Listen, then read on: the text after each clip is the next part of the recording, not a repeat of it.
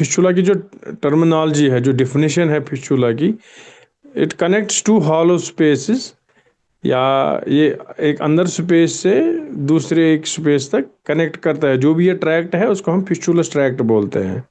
तो जो फिस्चुला इन एनो या एनोरेक्टल फिस्चुला, ये क्या होता है, जो बड़ी आंत है वहाँ से एक छेद निकलता है और वो नीचे जो लैट्रिन के रास्ते के इर्द गिर्द वो दूसरा छेद निकालता है, तो इसको हम फिस्चुला बोलते हैं। ये एंटीरियरली आगे वाले साइड भी हो सकता है, पीछे वाले साइड पे भी हो सकता है। ये डिपेंड करता है कि कहाँ से निकला है। और जो ये फिस्चुला है अगर आगे वाले साइड का होगा तो ये यूजुअली स्ट्रेट होता है, सीधा होता है। और अगर पीछे वाले साइड से इसकी ओपनिंग होगी, एक्सटर्नल ओपनिंग आई मीन से, तो ये कम्प्लेक्स फिस्चुला होता है, या हम इसको हॉर्सशू फिस्चुला बोलते हैं। फिस्चुला यूजुअली एक क्रिप्टोगैंडुलर, ये एक ग्लैंड होता है एनल कैनाल में, तो उसी का एब्सेस ट्रिकल डाउन करता है इन द स्फिंक्टर्स के थ्रू, या स्फिंक्टर्स के बीच में, या स्फिंक्टर्स में ट्रिकल डाउन करके फिर नीचे आ जाता है। तो ट्रैक्ट उसी हिसाब से बन जाता है। ये ग्लैंड्स होते हैं नॉर्मली प्रेजेंट होते हैं, लेकिन कभी इनको इन्फेक्शन हो जाता है तो उसमें क्या पस बन जाती है, एब्सेस जिसको हम बोलते हैं। तो वो पस नीचे ट्रिकल डाउन करता है, तो फिर वो जो एनल कैनाल है या एनल कैनाल की ओपनिंग है बाहर, उसके अराउंड कहीं पे भी खुल जाता है। उसी हिसाब से फिर उसका ट्रीटमेंट या उसकी क्लासिफिकेशन उसी हिसाब से होती है, जो अंदर कहाँ पे खुला है और बाहर कहाँ पे खुला है। जब भी पेशेंट को लगा कि मुझे फिस्चुला बनाया, या कोई इंड्यूरेशन मतलब सख्ती है वहाँ पे, हार्ड बना हुआ है एनल कैनाल के इर्द गिर्द, या कुछ भी उसे दिक्कत लग जाए, मुझे लगता है कि इसमें ज़्यादा वेट करने की ज़रूरत नहीं है।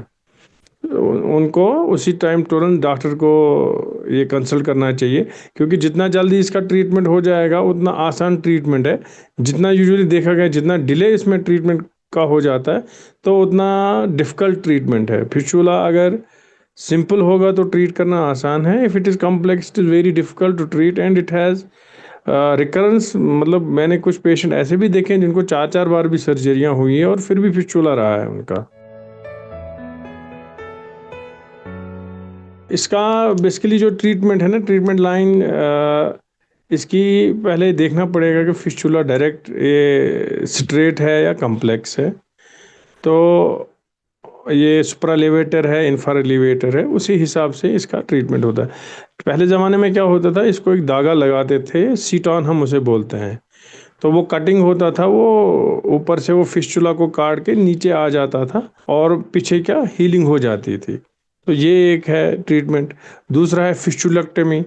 अगर स्ट्रेट फिस्चुला होगा तो हम पूरा फिस्चुला ही एक्सरसाइज करते हैं, या फिस्चुलाटमी, फिस्चुला को काट देते हैं। अब कुछ केसेस ऐसे हैं जिनमें कम्प्लेक्स फिस्चुला होता है, तो उन केसेस में कभी कभी हमें डाइवर्शन करना पड़ता है और उसके बाद फिस्चुला को हमें ट्रीट करना पड़ता है, क्योंकि वो जो पेशेंट्स हैं वो कम्प्लेक्स की वजह से, मान लीजिए आज सर्जरी की है, कभी 2 हफ्ते, 6 हफ्ते, महीना, साल के बाद उनको फिर से हो जाता है ये फिस्चुला। तो मान लीजिए एक सॉर्ट ऑफ वो वी कैन कॉल ना रेजिस्टेंट फिस्चुला उनमें होता है। So planning of treatment is very important in fistula. Nowadays laser भी होता है, बाकी सारे वेफ्ट है इसमें, मतलब there are some procedures, laparoscopic procedures भी है, लेकिन की अपनी इंडिकेशंस भी है और कंट्रा इंडिकेशंस भी है। बट कॉमनली यही जो ट्रीटमेंट है वो फिस्चुलेक्टमी है, फिस्चुलाट में यूज़ किया जाता है। And laser is also nowadays in the market, तो लेज़र यूज़ हो सकता है इसमें ट्रीटमेंट के लिए। एक्चुअली इसमें सर्जरी ज़रूरी है कि नहीं है, ये डिपेंड करता है कि फिस्चुला स्ट्रेट, अगर सिंपल सा फिस्चुला होगा तो उसमें सीटॉन ही करना है। स्टॉन करना कोई ज़्यादा बड़ा मतलब प्रोसीजर नहीं है, but it is not a simple thing. मतलब उसमें ज़्यादा एनेस्थीसिया या बाकी उस चीज़ की ज़रूरत नहीं, locally we can get it done, क्योंकि वो जो फिस्चुला है वो लो लाइंग फिस्चुलास के लिए है। और हायर फिस्चुलास जो है उनमें सीटॉन करेंगे तो उसके लिए आपको वैसा सिस्टम होना चाहिए, यू कैन गो फार। तो सर्जरी, अगर हम सीटॉन को सर्जरी में डालते हैं तो सर्जरी की ज़रूरत है, आवश्यकता है सर्जरी की। बेसिकली ये जो फिस्चुला है ये बहुत कम्प्लेक्स सिस्टम है। अगर कम्प्लेक्स फिस्चुला होगा, पेशेंट अच्छे से इन्वेस्टिगेट नहीं किया हुआ है, हमने मतलब ट्रैक नहीं देखा है। मान लीजिए ये एक पेड़ है और इसके जो रूट्स है ना 3-4 जगह से निकल रहे हैं।